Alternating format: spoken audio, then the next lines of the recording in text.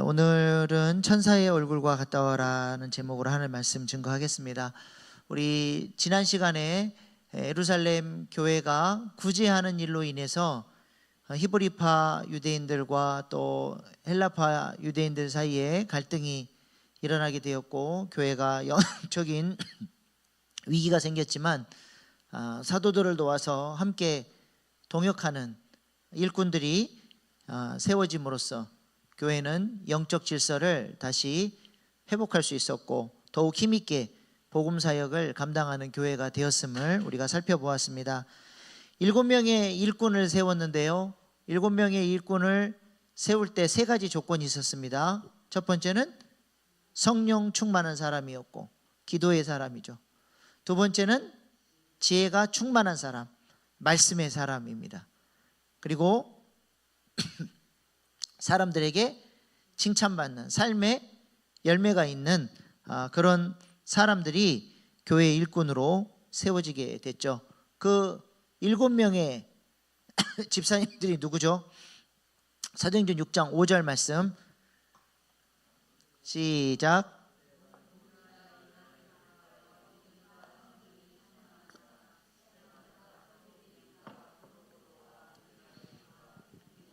바메와 유대교에 입교했던 안디옥 사람 니골라를 택하여. 네, 스데반 집사부터 시작해서 니골라 집사님까지 쭉 이렇게 7명의 이름들이 나열되어 있는데요, 저렇게 저 순서대로 집사님들의 이름을 기록한 이유가 뭘까요?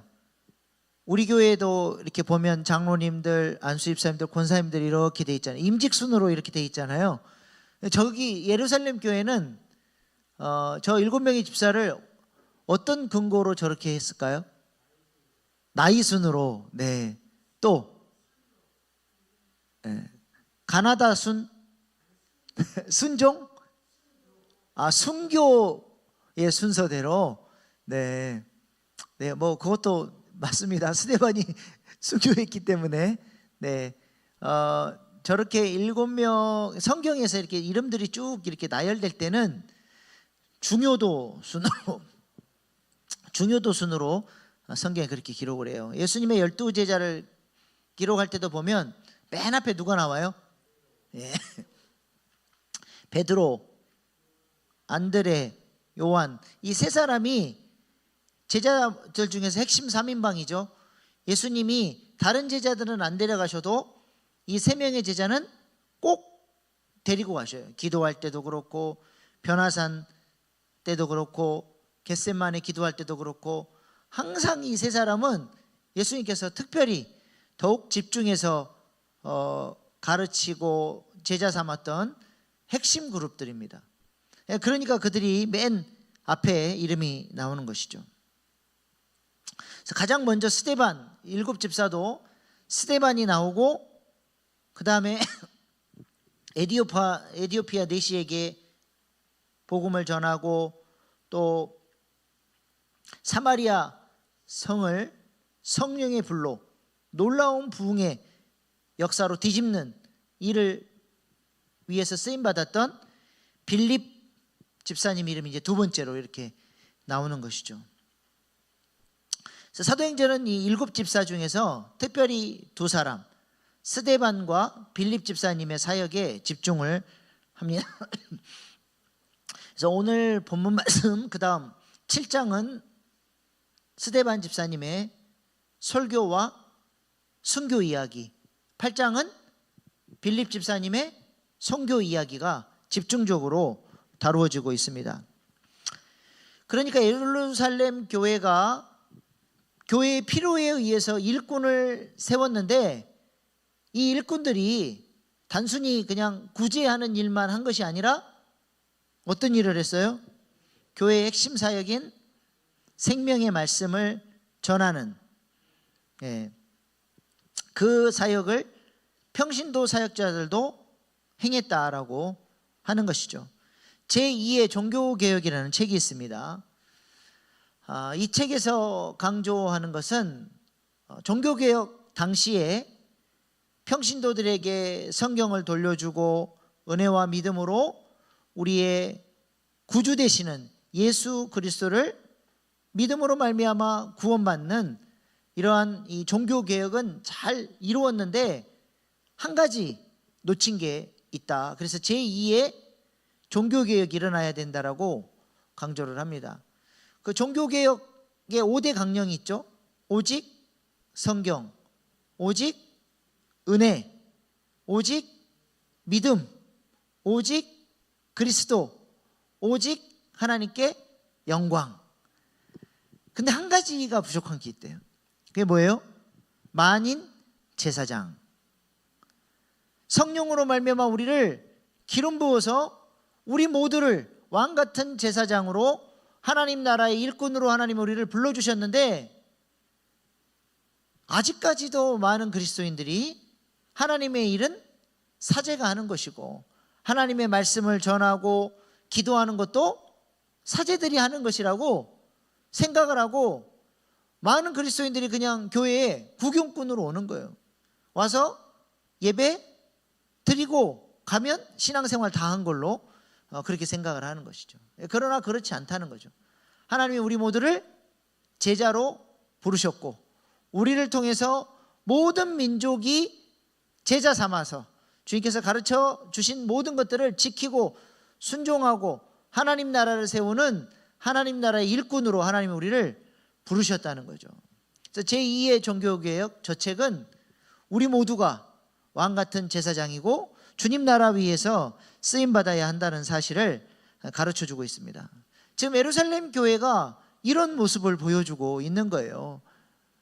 사도들만 생명의 말씀을 전하고 선교하고 기도하고 하나님 나라 사역을 감당하는 게 아니라 스데반 집사님, 빌립 집사님, 이 평신도 사역자들도 성령의 충만함을 가지고 하나님께서 원하시는 사역들을 감당해내는 그렇게 건강한 교회가 되었다라고 하는 것입니다. 그래서 저는 우리 일신교회도 평신도 사역자들을 키워내는 게 꿈입니다. 평신도가 말씀을 가르치는 교회, 평신도가 치유사역을 감당하는 교회. 내년에는 제가 최소 5명 이상은 평신도 사역자를 배출하는 걸 목표로 하고 있어요. 훈련 받으십시오. 우리 교회는 앞으로 이런 사역을 못하면 이제 교인들로부터 존경도 못 받고 교회 일꾼 되기도 힘들어지는 그런 교회가 될 거예요. 훈련하는 교회, 평신도가 성령의 충만함을 받고 기도하고 말씀을 가르치고 그렇게 능력 있게 쓰임받는 교회. 하나님께서 처음에 예루살렘 교회, 우리의 모델이 되는 초대교회의 모습 속에서 우리에게 보여주고 가르쳐주고 있는 모습이시죠.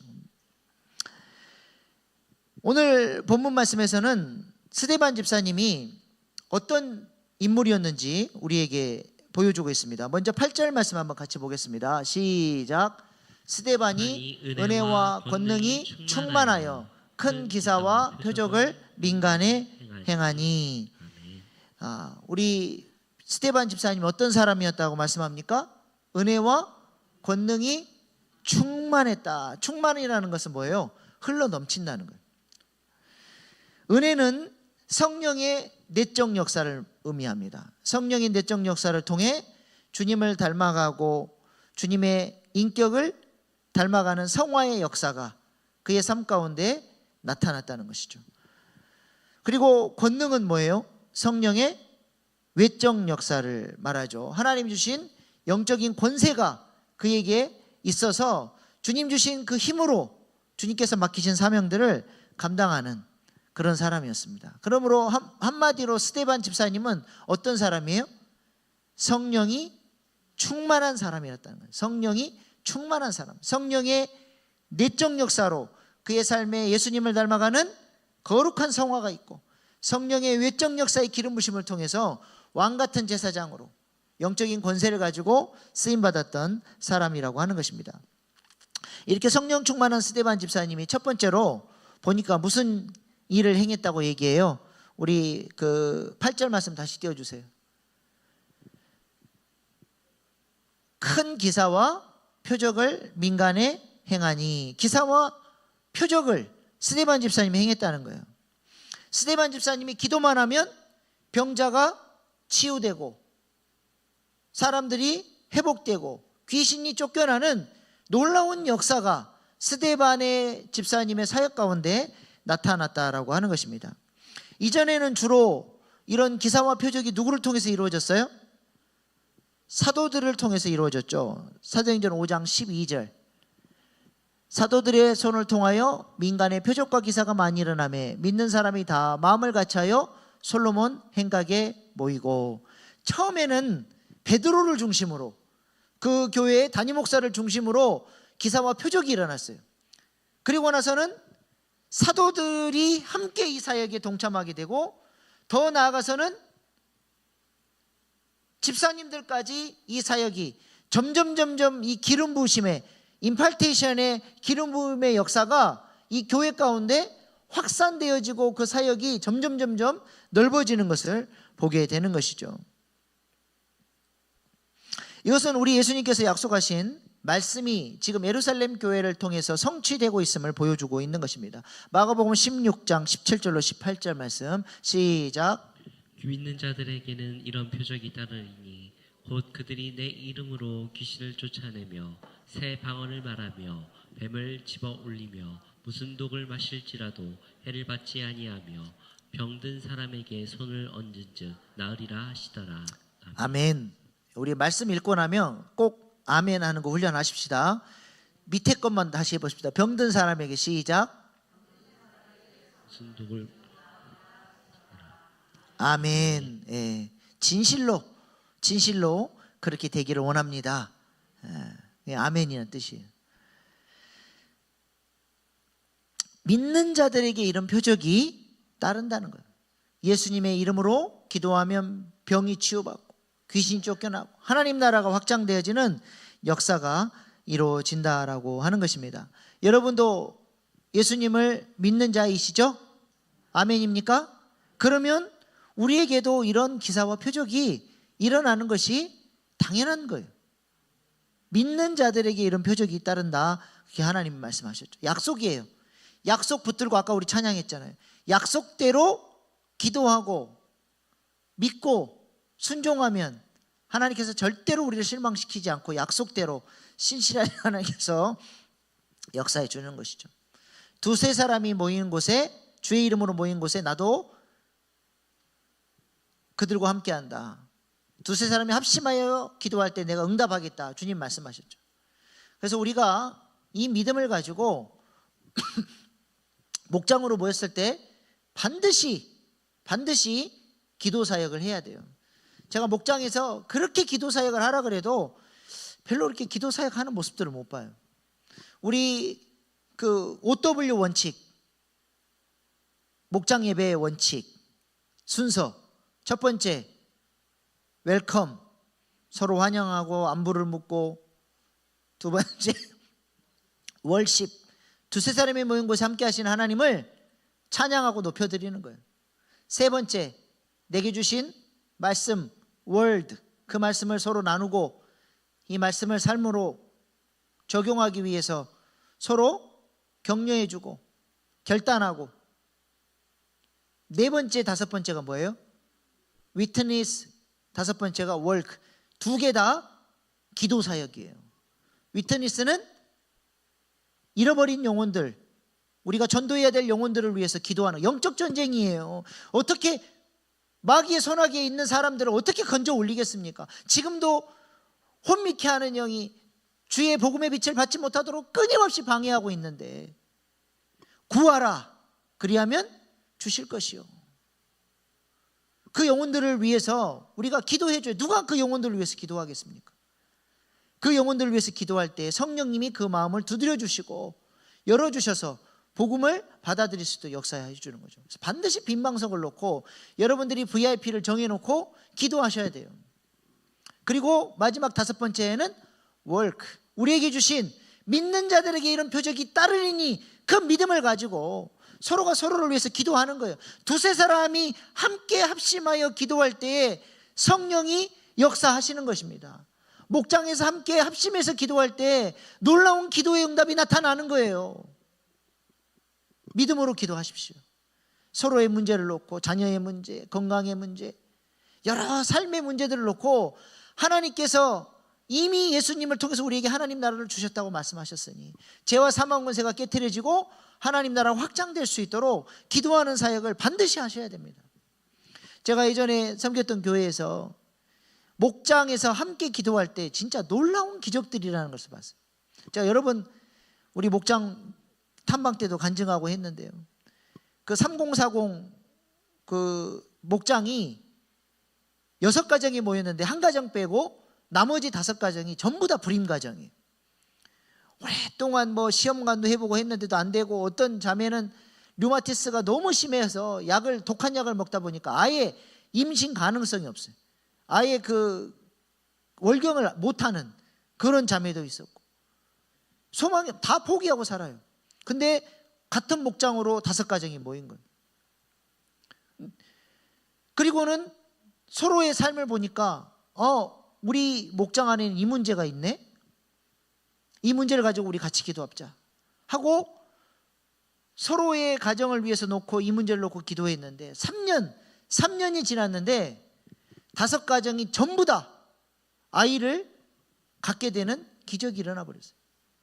이게 목장 안에서 함께 2-3사람이 모여서 합심하여 기도하는 능력이에요.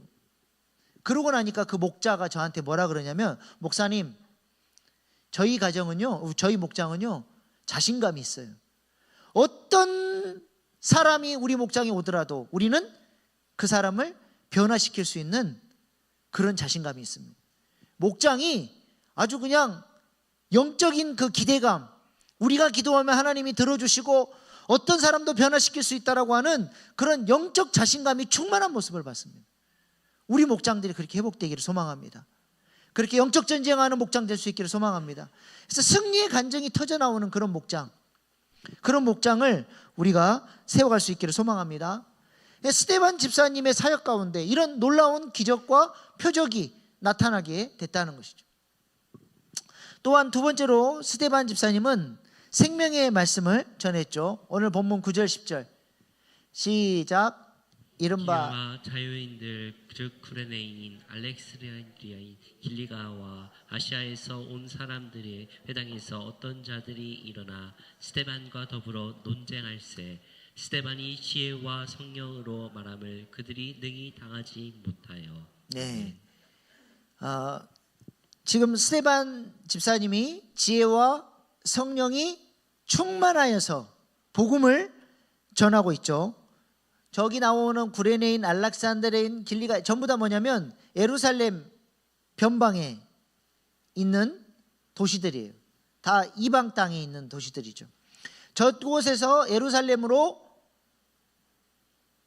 절기 때 온 유대인들에게 스데반이 복음을 전한 거예요. 저런 사람들을 보고 헬라파 유대인이라 그래요. 헬라파 유대인은 본토에서 태어나지 않고 이방 땅에 태어나서 당시에 공용어였던 헬라어를 구사하는 그런 사람들이죠. 그런 사람들에게 스데반이 복음을 전했어요. 스데반이 왜 헬라파 유대인들의 복음을 전했을까요? 스데반이 헬라파 유대인이었기 때문에 그래요. 헬라어를 구사하니까 자신들과 언어가 통하는 사람들에게 복음을 전한 것이죠. 사도 바울은 헬라파 유대인일까요? 히브리파 유대인일까요?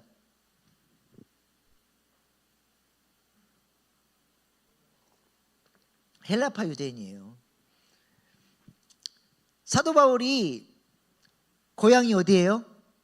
지금의 터키 지역, 그 갈라디아 지방의 다소라고 하는 곳에서 태어났죠.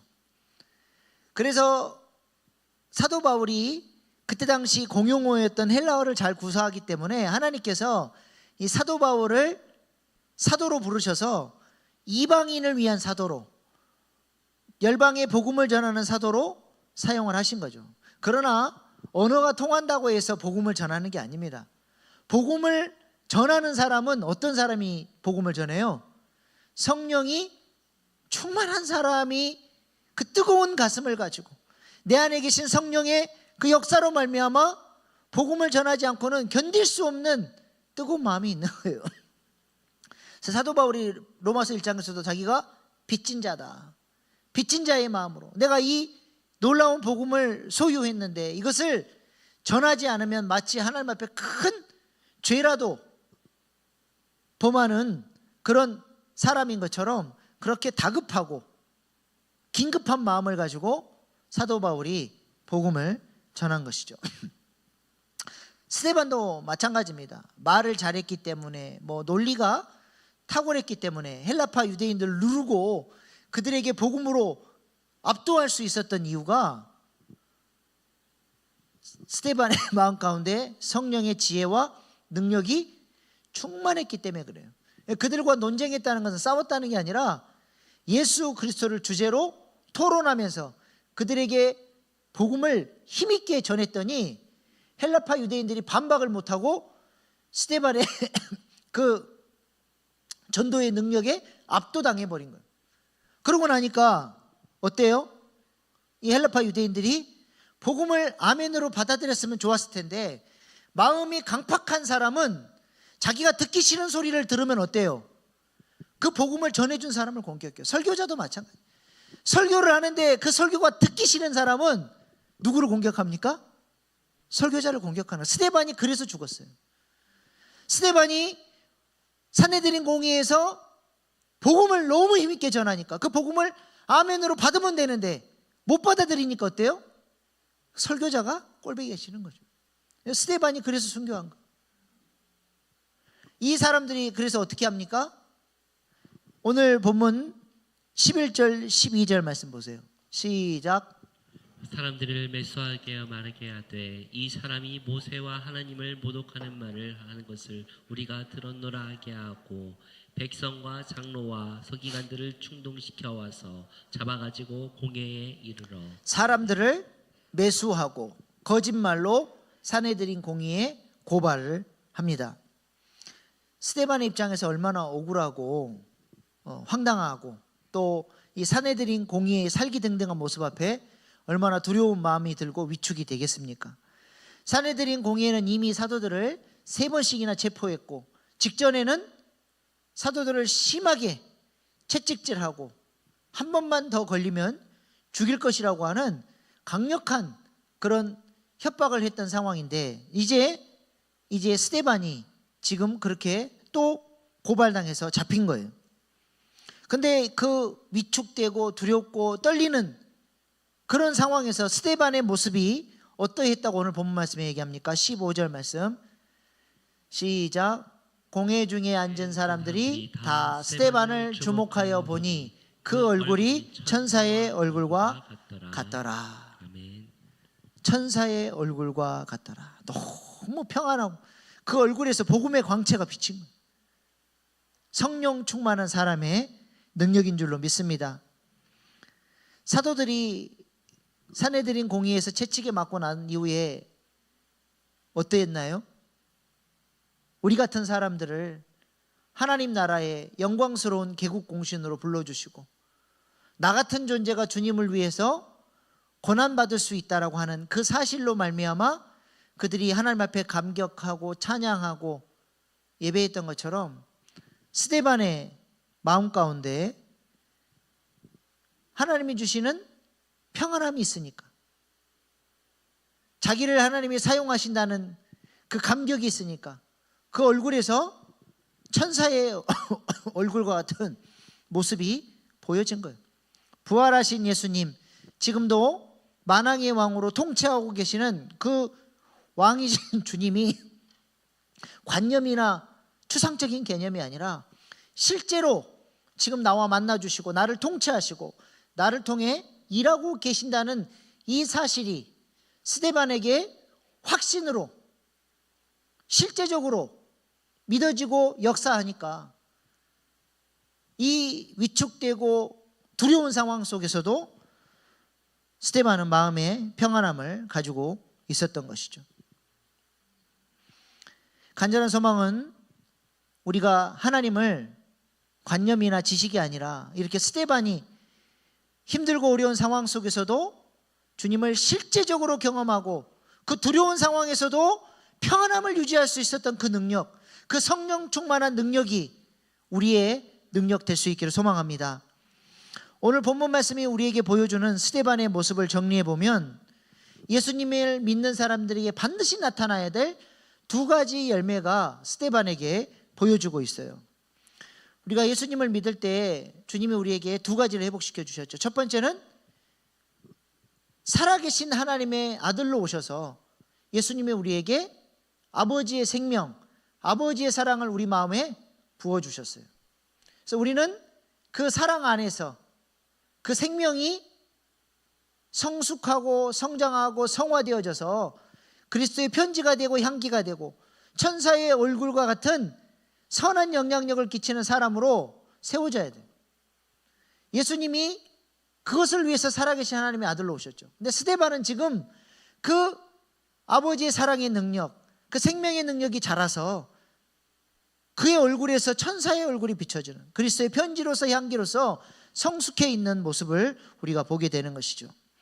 두 번째로 예수님은 그리스도로 오셔서 우리에게 뭐 해주셨어요? 기름 부어주셨어요. 성령으로 말미암아 기름 부어주셔서 우리를 왕같은 제사장으로 세워서 하나님 나라를 세우는 일을 위해 하나님 우리를 능력 있게 쓰시기를 원하시는 거죠. 스데반은 성령의 충만함을 덧입고 그 능력을 가지고 사역할 때 기사와 표적이 일어나는 하나님 나라의 용사로 쓰임받고 있었다는 것이죠.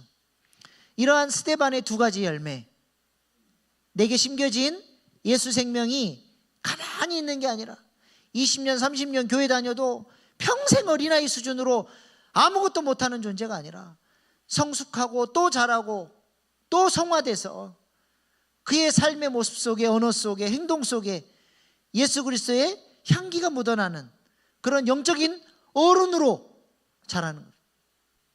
또 한 가지는 우리에게 주신 권세, 성령의 능력을 회복하고 기도의 능력을 가지고 많은 사람들을 도와주고 살려내고 왕같은 제사장으로 섬기는 그런 사람으로 하나님 우리를 세우시기를 원하시는 거예요.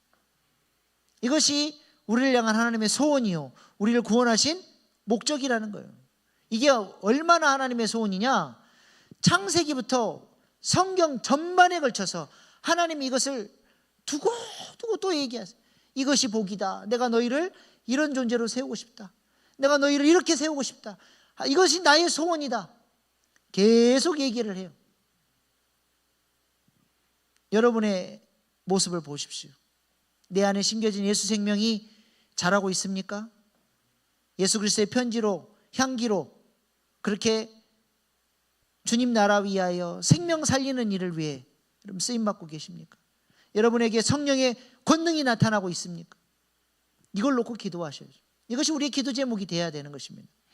오늘 하나님의 소원을 빨리 우리가 말씀만 쭉 보면서 좀 마치겠습니다. 하나님의 소원 한번 보십시다. 창세기 1장부터 나와요. 창세기 1장 27절 28절.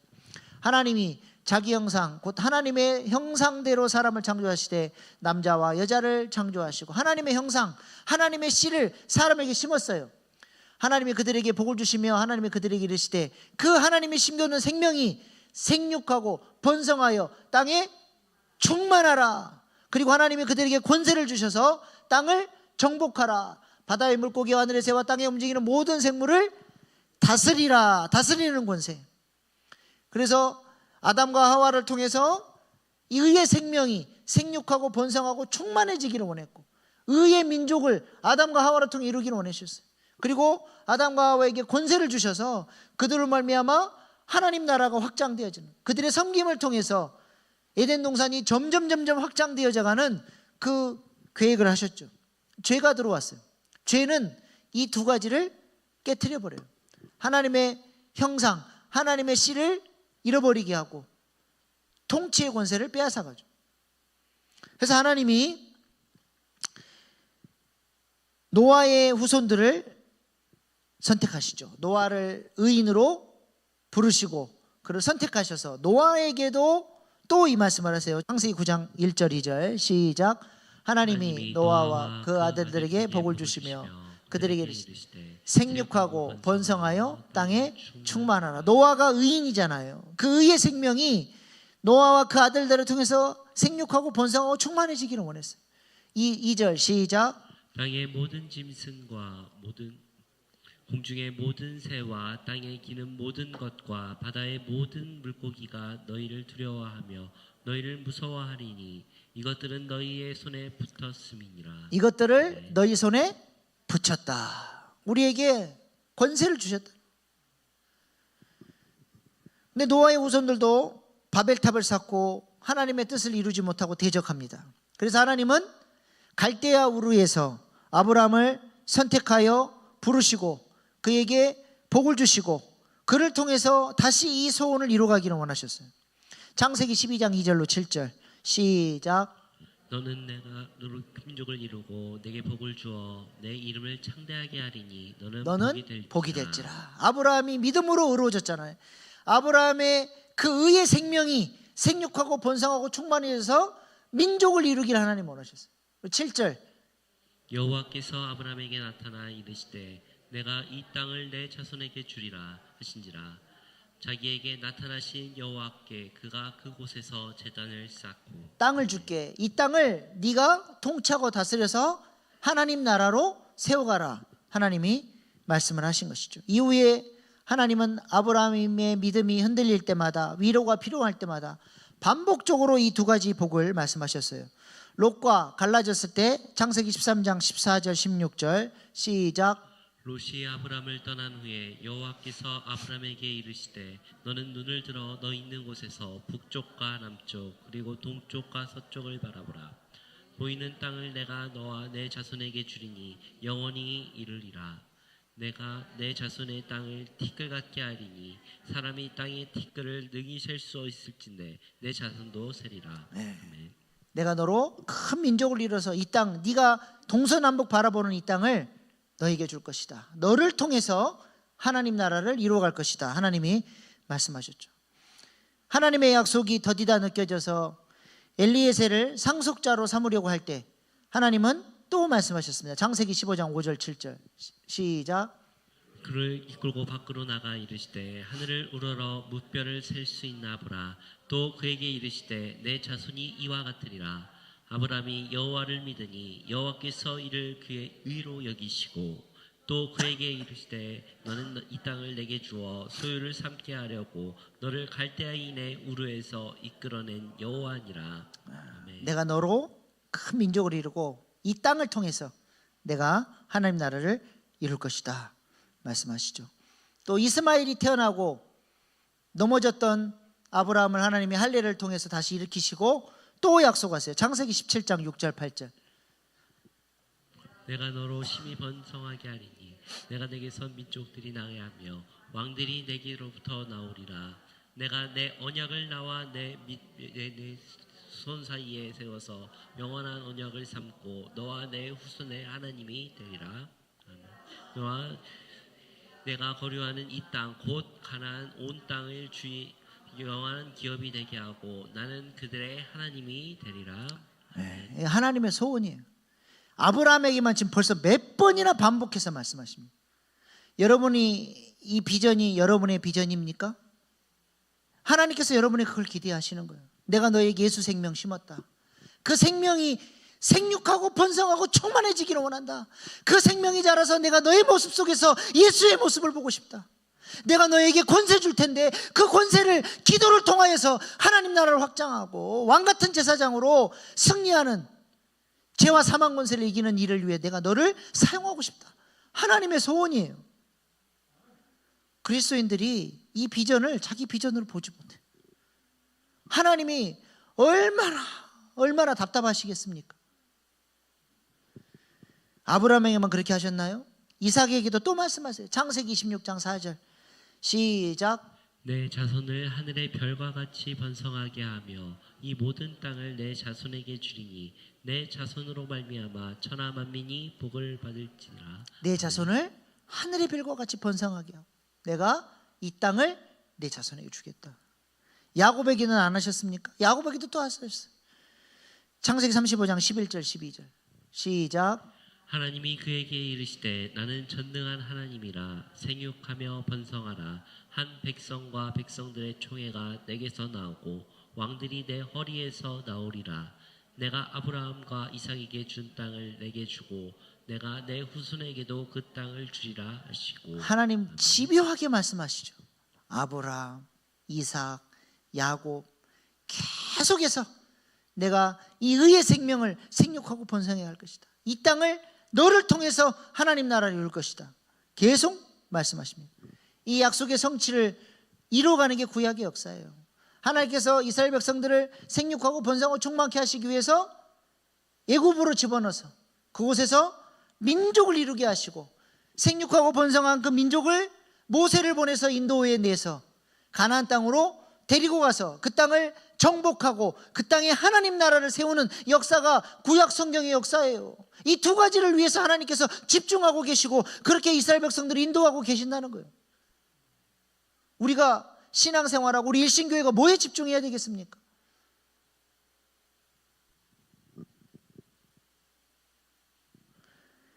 이스라엘 백성들을 하나님께서 그렇게 그 땅에 심고 그곳에 하나님 나라를 세우는 일에 쓰임받았다는 사람이 누구예요? 다윗이잖아요. 다윗 왕국을 통해서 그 땅을 정복하고 모든 이방 민족들까지 다 정복하고 성전을 통해서 그 땅에 하나님이 통치하시는 나라를 세우는 일을 위해서 다윗이 쓰임받은 거예요.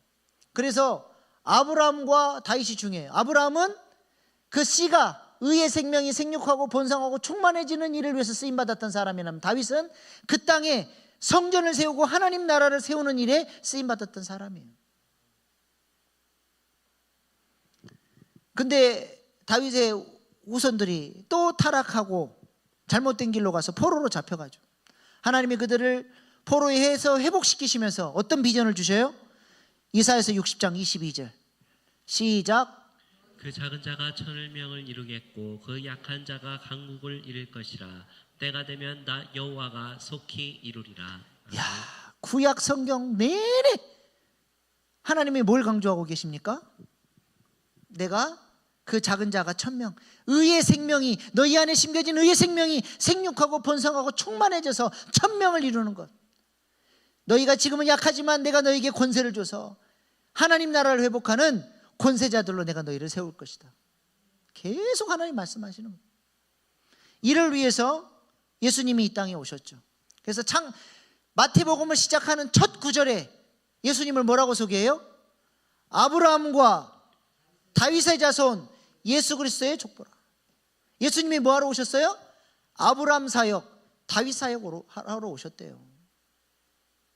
제가 그래서 우리 교회에 부임하자마자 이 아브라함 사역을 위해서 창세기 강의를 했고 다윗 사역을 위해서 지금 사무엘서 강의를 한 거예요. 요 핵심 하나님의 그 소원 그 두 가지를 우리 교회가 이루는 교회 되기를 원해서 창세기를 통해서 그 얘기했고 다윗을 통해서 그 얘기하고 있는 거예요. 요 전체 흐름을 못 보면 여러분들이 제 설교를 잘 이해를 못하고 있는 거예요.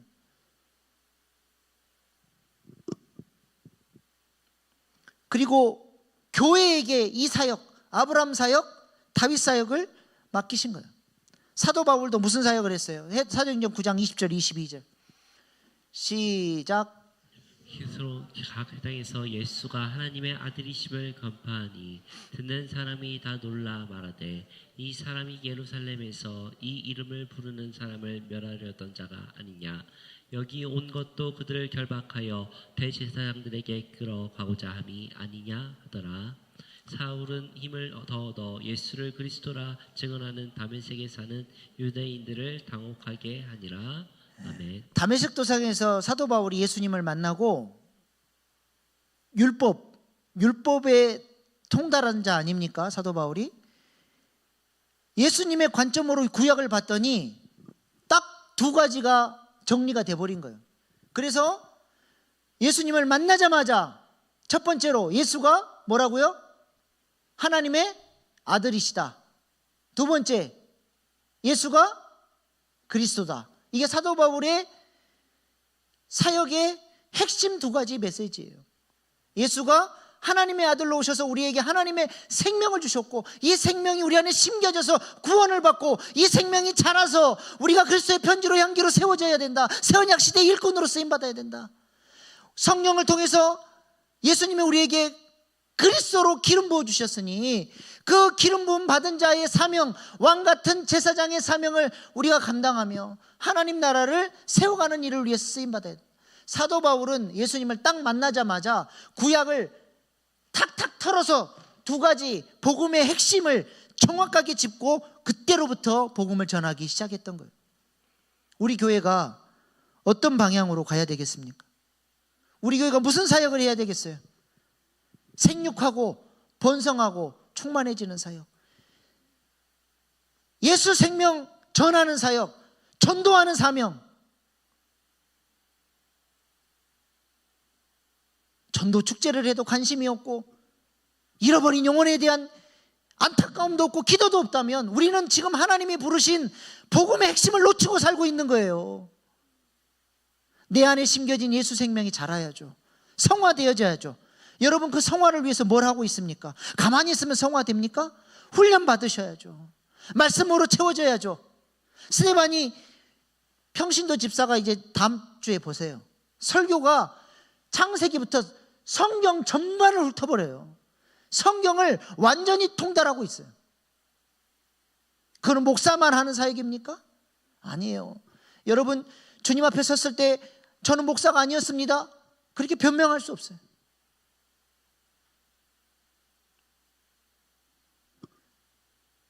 내 안에 심겨진 이 생명이 자라야 됩니다. 그 일을 위해서 훈련 받으셔야죠. 그래서 내 안에 예수 그리스도의 향기가, 편지가 새언약시대 일꾼이 돼서 많은 영혼들을 전도하고 그들을 양육하고 제자로 세워나가는 일, 교회가 해야 될 핵심 사명이에요. 이 일을 함께 동역하지 않는 사람은 우리 교인이 아닙니다. 두 번째는 우리에게 기름 부어주시는 성령의 능력을 갈망하고 기도로 무장해야죠. 여호와의 군대로 세워져서 왕같은 제사장으로 영적 전쟁하고 하나님 나라를 세워가는 일을 위해서, 그래서 고통당하고 질병 가운데 상처 가운데 어려움 가운데 헤매고 있는 도처에 도움을 필요로 하는 사람들이 널려져 있습니다.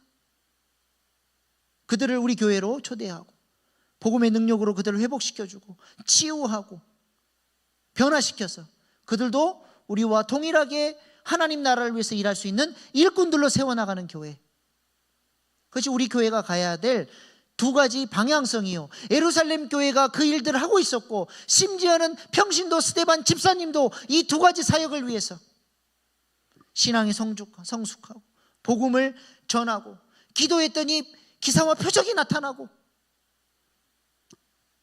우리 하나님께서 스데반 집사님을 보시면서 얼마나 이쁘셨겠어요. 내가 세우고자 하는 예수 그리스도의 그 십자가의 은혜와 부활 승천의 그 은혜를 통해서 세우고자 하는 모델, 스데반 집사에게서 보여지는 거예요. 우리 교회 안에도 이런 주님이 복음을 통해서 우리를 회복시키시기를 원하시는 그런 모델과 같은 그런 하나님의 일꾼들이 일어날 수 있기를 소망합니다. 우리 교회는 이 방향으로 갈 거예요. 이 방향을 위해서 기도해 주시고 우리 교회가 이 일을 위해서 쓰임받는 교회 되게 해달라고 기도해 주십시오. 이게 구속사의 역사예요. 성경에서 이 구속사를 방해했다가 망한 사람들이 수두룩하게 나와요. 생육하고 번성하는 일을 방해했던 존재가 누구예요? 바로 아닙니까? 바로가 이스라엘 백성들 막 바다에다가 나일강에다가 다 던져서 죽이지 않았습니까? 하나님이 바로를 그냥 쳐버려요. 하나님께서 공의대로 심판하셔버려요. 이스라엘 백성들이 가나안 땅을 정복하려고 할 때 그것을 방해했던 모압과 암몬과 아말렉과 에돔 전부 다 하나님 심판하셨어요. 우리는 하나님이 원하시는 사역에 우리의 생명을 걸어야 됩니다. 거기에 돈을 쓰고 거기에 자원을 투자하고 하나님이 원하시는 일에 줄을 서야 돼요. 그래야 복을 받는 거예요. 제가 그래서 뭐라 그럽니까? 영감이 없으면 뭐라도 있으라고요? 눈치라도 있으라. 하나님이 뭘 기뻐하는지 알고 거기에 줄을 서라는 거예요. 이 구속사에 주님의 소원이에요. 마지막 요한계시록에 가면 이 두 가지를 심판하셔요. 생명과 하나님 주신 권세로 뭐하고 살았느냐. 생명록과 행위록이 있습니다. 우리가 이 두 가지 인생의 신앙생활의 분명한 목적을 바라보고 스데반 집사가 갔던 그 길을 우리도 갈 수 있기를 축복합니다. 축복합니다. 기도하시겠습니다. 우리도 그 작은 자가 천을, 그 약한 자가 강국을 이루는 구속사에 쓰임받는 복된 인생 되게 해달라고, 이를 위해서 말씀과 기도로 훈련하며 날마다 성령 충만한 신자 될 수 있게 해달라고 오늘 주신 말씀 붙들고 주여 3번 부르고 결단의 기도로 나아가시겠습니다. 주여 주여 주여.